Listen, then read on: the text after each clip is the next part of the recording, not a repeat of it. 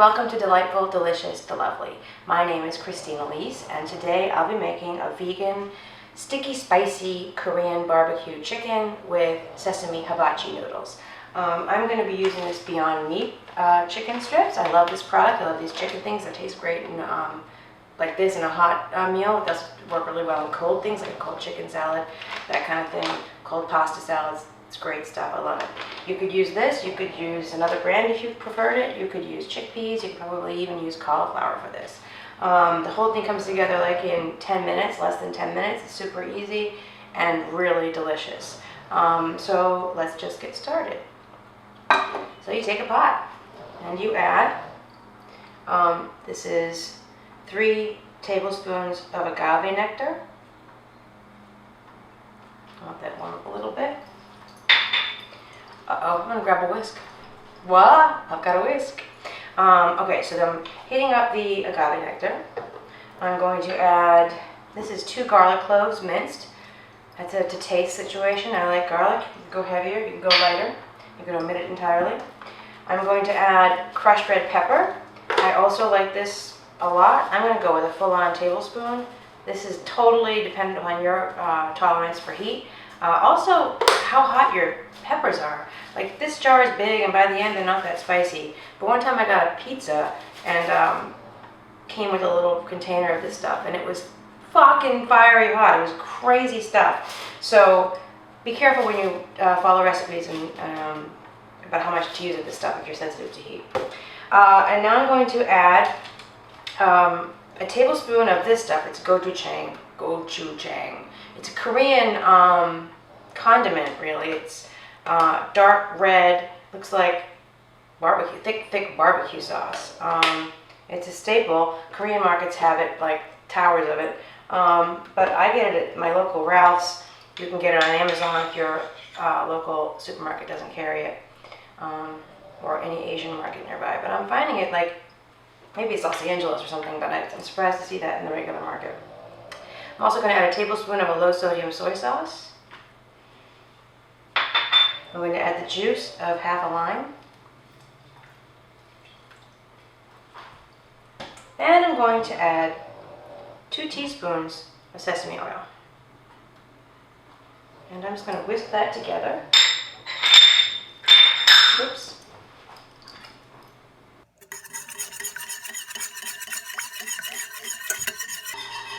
Honestly, that's it. I'm whisking it together, and now I'm going to let it heat and thicken, and that's the recipe. I'm going to put the chicken in. When this gets a little thicker and hotter, it's bubbling. I'm going to add the chicken, and that's it. That's done. The next step will be boiling some pasta. I'll show you what I'm using. I'm using this stuff. It's hidden veggie spaghetti. You could use proper Asian noodles, udon, or whatever you like. I have this. They're inexpensive. It's good. It's got hidden veggies. I don't know why I wouldn't use it. So yeah, that's the next step. Okay, this is boiling. So I'm going to add the chicken. I like to cut it up into cubes rather than leaving it in the big, longer, like 3-inch strips that it comes in. I don't know why I like to do this, but I do. So I'm just putting that in there. And then I'm going to mix that together. And honestly, that's just about it. This is going to thicken up, and the sauce is going to cling to the chicken, and that is it. So now I'm going to cook some pasta, and I'll get back and teach you the second part of this recipe, which is the hibachi sesame noodles. Okay, now it's time for the second part of the recipe. You may be hearing in the background my foster pug, Terry, snoring. Let's give him a listen. He likes to sleep while I cook. He is one of probably my 15th foster dog that I have taken in, and he's a particularly awesome little pug. And somebody expressed interest in him yesterday, which has left me feeling really torn and crying a lot, because I love him, but fostering isn't about keeping them all. That's called hoarding. So I'm going to have to let Terry teach me about letting go. Anyway, I digress. I just put 2 tablespoons of vegan butter in a pan. This is the chicken, by the way. Done, looks beautiful. Garnished with some sesame seeds and some chives or some scallions or whatever. So yeah, that's 2 tablespoons of butter I have going on in there. While that melts, I will also add that fostering, while sometimes sad for me, and I cry when they leave usually, not when I hear they're gonna leave, but when they actually do leave, I always cry.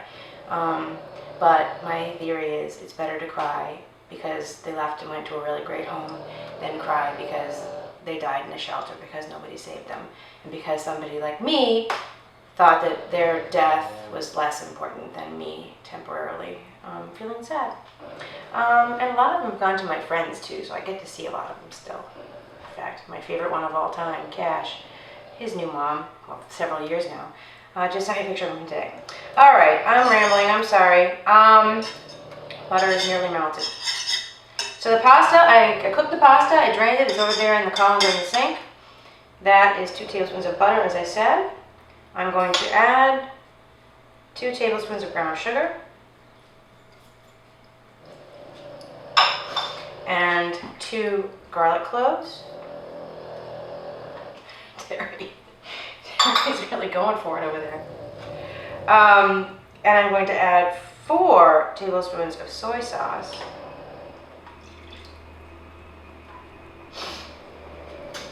And I'm going to add a tablespoon of hoisin sauce. They make a vegetarian one, which I checked the ingredients and it's actually vegan. But the one that isn't, I don't even know what's in the regular one. But yeah, hoisin. I'm going to add some crushed red pepper because if you watch this channel, you know I'm a fan of it. I'm going to go heavy. I'm going to go another tablespoon in here. Wow, love it. And I'm going to add a final tablespoon of sesame oil. I'm going to wait that heats up and thickens. And that, my friends, that's this recipe.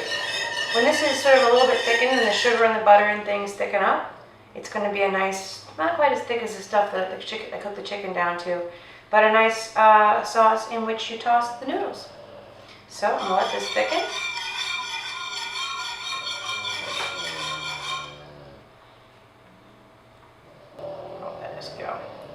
Boil pretty quickly. And oh Lord, I need a drink. You know why? If you watched yesterday's episode, you know that Wednesday was a crazy day. I went out with my friend Naomi Priestley. We kind of tore it up and ended up, as one is wont to do, at Jumbo's Clown Room at 11 p.m. Which doesn't sound late until you realize that we started drinking at about 1 p.m. So it was a big day. And actually I still have the remnants of a 2-day hangover, which isn't fun. And I even went spinning last night. I took Naomi's class. She's a spinning instructor.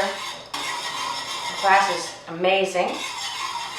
But even that didn't, it's in a hot room, it's in an 85-degree heated spinning class, and even that didn't sweat out the poison I put in myself the day before. So, all right, this is looking good.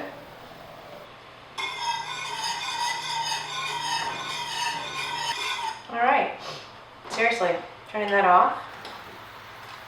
It is ready to be tossed on some noodles. Okay, I've got my noodles here. It's about maybe half a pound. I'm not going to use all of this on that. I'm going to just put a little in it first. Excuse me a second. And then just toss it.